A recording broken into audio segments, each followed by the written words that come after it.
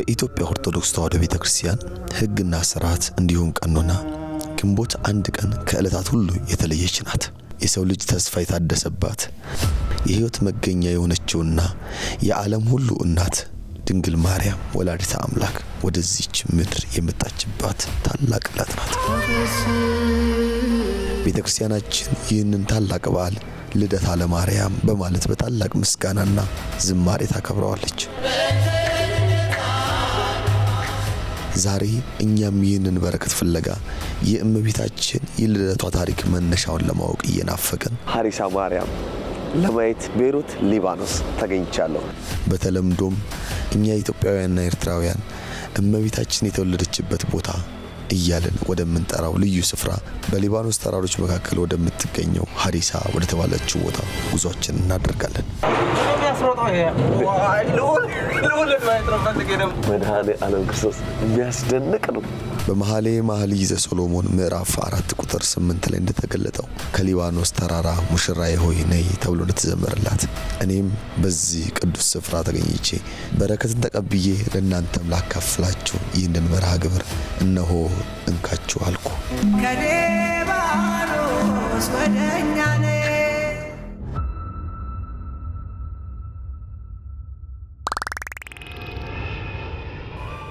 እንዴት ናችሁ ውድ ቤተሰቦቼ? ዛሬ እመቤታችን የተወለደችበትን ሀሪሳ ማርያም ለማየት ተገኝቻለሁ። ቤይሩት ሊባኖስ። አሁን ከዚህ ተነስተን እመቤታችን የተወለደችበትን ቦታ ለማየት በኬብል ካር ልንጓዝ ነው። እንደምትመለከቱት እጅግ በጣም ትልቅ ተራራ ነው። እመቤታችን በሊባኖስ ካሉ ተራሮች መካከል እዚህ ቦታ ተብሎ ባይባልም በዚህ በሊባኖስ እንደተወለደች ሁላችንም እናምናለን። ስለዚህ በዚህ ኬብል አብረን እንጓዛለን። እንግዲህ ያው ረዘም ያለ መንገድ ነው ይመስለኛል። እስከዛሬ ከሄድኩባቸው ኬብል ካሮች ረዘም ያለ ይመስለኛል። እንግዲህ ስሜቱን አብረን ውስጥ ደግሞ ገብተን ስሜቱን ደግሞ አጋራቸዋለሁ። ደስ የሚል ስሜት እንደሚኖረው አልጠራጠርም። ከዛ በላይ ግን እመቤታችን የተወለደችበትን ቦታ መጎብኘት፣ ከዛ በረከት ማግኘት እጅግ በጣም ደስታና ጥሩ ስሜትን ይፈጥራል። ተከታተሉኝ፣ አብራችሁ ጽዮንን መርጧታል። አሁን እንደምታዩት እዚህ ጋር ልንገባ ነው። በጣም ትልቅ ግዙፍ ነው። በስመ አብ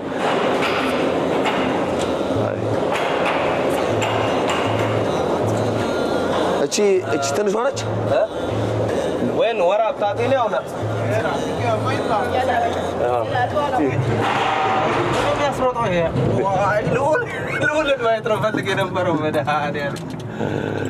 በስመ አብ ወወልድ ወመንፈስ ቅዱስ። ከመሬት ወደ 650 ሜትር ከፍታ የሚደርሰውን የሀሪሳ ተራራን በኬብል ካር ስንወጣ ነፍሳችን ከፍታውን ብቻ ሳይሆን የፈጣሪን ድንቅ ጥበብ ታደንቃለች።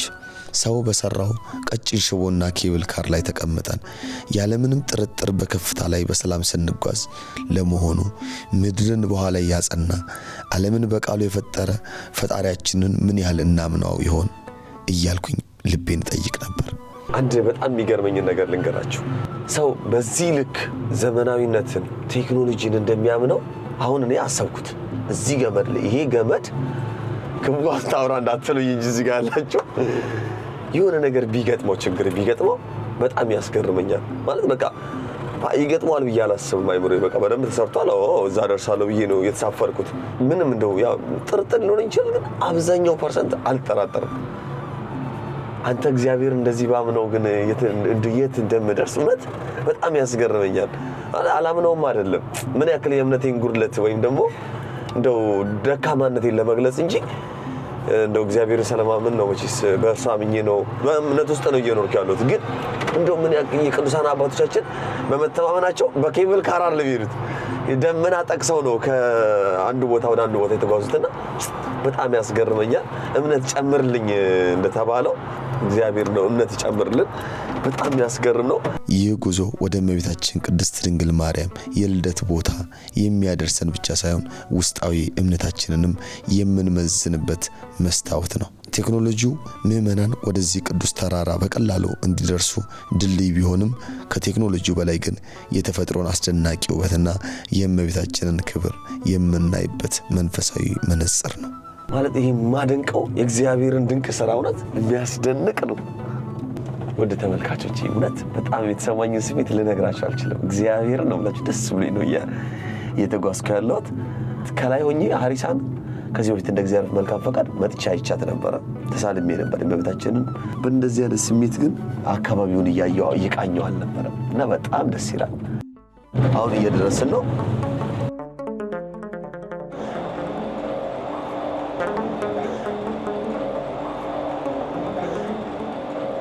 ከዘመናት በፊት ቅዱስ ኢያቄምና ቅድስት ሐና ከእስራኤል ምድር ተነስተው በስደትና በጸሎት ወደዚህ ወደ ሊባኖስ ተራሮች መጡ።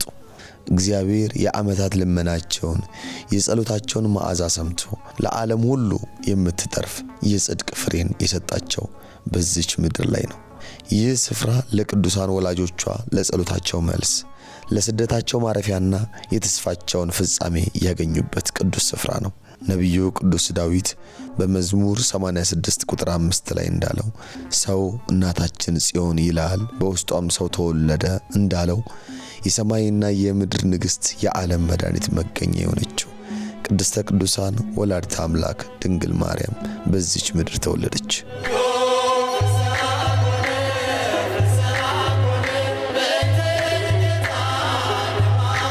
እግዚአብሔር ይመስገን።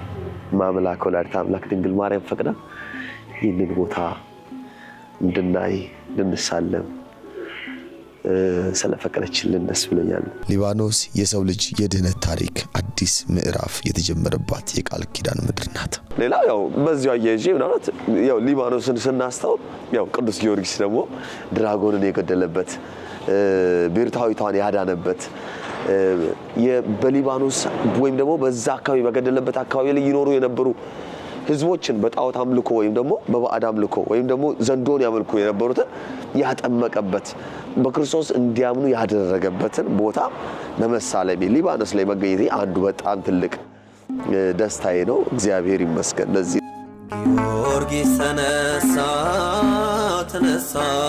በፈረስ እናታችን ቅድስት ሐናና አባታችን ቅዱስ ኢያቄም ከዛሬ 2033 ዓመት በፊት እንግዲህ አስቡት ክርስቶስ ከመወለዱ 15 ዓመት በፊት ማለት ነው። መካን ስትባል የቆየችበት ስድዋን ተቋቁማ ኖራ እግዚአብሔር እመቤታችንን በሰጣት ሰዓት ላይ መጽነሷን ለመደበቅ እመቤታችንን ተሸክማ በሆዷ ይዛ ወደዚች ቦታ ላይ የመጣችበትን ነገር ሳስብ እጅግ እደነቃለሁ። እመቤታችን በማህፀን ሆና እንግዲህ እዚህ ቦታ ልትወለድ መጣች። ያው መቼስ የስደት እናት ነች። እህቶቻችን ወንድሞቻችን ተሰደው የሚመጡበት ቦታ ነው። ስደትን ልትባርክ ጉዞውን ልትባርክ ስትል እሷም ተሰዳ እዚህ ተገኘች። እዚህ መገኘቷ አይደለም ምንም በሌለበት እንግዲህ አስቡት ዛሬ የሚያምር ነገሮች ባሉበት እንደዚህ የመሰሉ ትላልቅ አዳራሽ ይህን የመሰለ እመቤታችንን ክብሯን የሚገልጽ ስራ የተሰራበት ሳይሆን ያኔ ተራራ የነበረበት ዘመን የዛሬ 2033 ዓመት ምንም በሌለበት ተራራ እመቤታችን ተወለደች።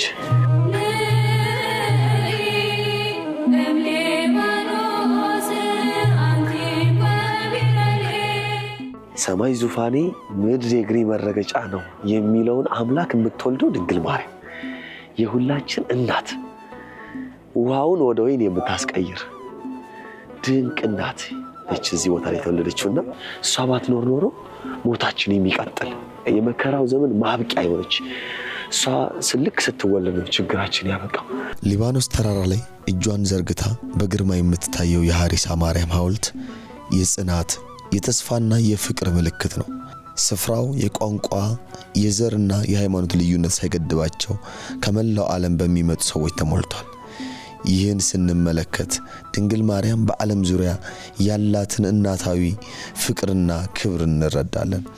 እያንዳንዱ ሕንፃና እያንዳንዱ ድንጋይ የሐና የኢያቄምን ተጋድሎ የእመቤታችንን ንጽህናና የፈጣሪን ቸርነት የአምላካችንን ቸርነት በዝምታ ይተርካሉ።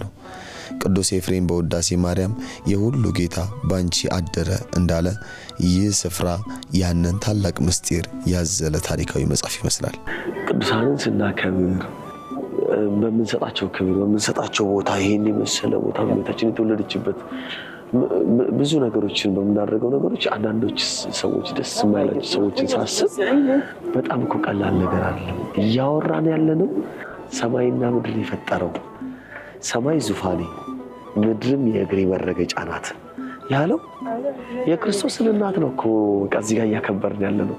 ቅዱስ ኢያቄምና ቅድስት ሐናን ብናከብር እኮ የክርስቶስ አያትም ስለሆኑ ነው። ሁሉም ክብራቸው ከክርስቶስ የተነሳ እንደሆነ ማወቅ አለብንና እመቤታችን እማምላክ ወላዲተ አምላክ እንደ ሌሎች አንገታቸውን እንደሚያገዝፉ እንደ ዕብራውያን ሴቶች ያልሆነች ነች። የራሷ ፍቅር፣ የራሷ ትህትና፣ የራሷ ክብር እንዳላት ሆኖ ከዛ በተጨማሪ ደግሞ አምላክን በመውለዷ ከሁሉ በላይ እናከብራታለን። ማርያም ሆይ ስለዚህ እንወድሻለን፣ እውነተኛ የህይወት ምግብን፣ እውነተኛ የህይወት መጠጥን ወልሽልናልና ስላስገኝሽልን ነው የምንወዳትና ከክርስቶስ የተነሳ ድንግል ማርያም እናከብራታለንና የአምላኬ እናት የኔ እናት ነች። እናት እንድትሆነኝ የተሰጠችኝ ነው እና የተወለደችበትን ቦታ ሳከብር እጅግ ደስ ይለኛል። ከሊባኖስ ተራራ ተነስተን በዚህ በግንቦት 1 የእመቤታችንን ልደት ስናስብ በረከቷ በሁላችንም ላይ ይደርብንና ይህ ጉዞ የታሪክ ትውስታ ብቻ ሳይሆን የተስፋና የእምነት ማደሻ ሊሆነን ይገባል። ወዳጆቼ የእመቤታችንን ልደት ስናከብር በመብላትና በመጠጣት ብቻ ሊሆን አይገባም። ይልቁንም ይህ ቀን ለኛም የአዲስ ልደት ቀን እንዲሆንልን መጸለይ ይገባናል። ልደትሽ ልደታችን ነው እያለን እንደምንላት ጌታችን አምላካችን መድኃኒታችን ኢየሱስ ክርስቶስ ሰው ዳግመኛ ካልተወለደ በቀር የእግዚአብሔርን መንግስት ሊያይ አይችልም ብሎ እንደተናገረ የሷ መወለድ እኛ በንስሐ እንድንወለድ መንገድ ሊሆነን ይገባል። በሔዋን ምክንያት የመጣው የሞት እርግማን በድንግል ማርያም ልደት በሕይወት ተተክቶልናልና በሷ አማካኝነት በሰውና በእግዚአብሔር መካከል የነበረውን የጥል ግድግዳ ፈርሶልናልና ለዓለም መድኃኒት መገኛ በመሆኗ የገነት ደጅ ተከፍቶልናልና ስለዚህ እንደ ፈሪሳውያን የሰዎችን ኃጢአት በመቁጠርና በመስደብ ቅድስት ሐናን ለስደት እንደዳረጓት አምላካችን ቢዘገይም ማንም እንደማይቀድመው ሁሉ እሱን እያወቀን ሁሉ ነገር ካለቀ ካፈጀ በኋላ የሚሰራ ጌታ እንዳለንም እያሰብን ካሮጌውና ከተበላሸው ማንነታችን ተለይተን በንስሐ የምንታደስበት አዲስ ልደትን የምንቀበልበት ቀን ሊሆነን ይገባል። የልደቷ በረከት የልጇ ቸርነት ከሁላችንም ጋር ይሁን። የቅዱሳን አምላክ ሀገራችንና ሕዝባችንን ይጠብቅልን። እግዚአብሔር ስራው ድንቅ ነው። የዛሬ ቆይታችን ይሄን ይመስላል። እጅግ በጣም ድንቅና ውብ የሆነ ለነፍስም ለስጋ እረፍት የሚሰጥን ቦታ አብረን አይተናል። ስለተከታተላችሁኝ ከልብ አመሰግናለሁ። አሁንም በሌሎች ጉዞዎች በማድረጋቸው ጉዞቼ አብራችሁኝ እንድትከታተሉኝ ግብዣዬን አቀርባለሁ። በድጋሚ አመሰግናለሁ። ሰላም ሁኑልኝ። የዛሬውን ጉዞዬን በዚህ አጠናቅቃለሁ። ምልጃ በረከቷ አይለየን።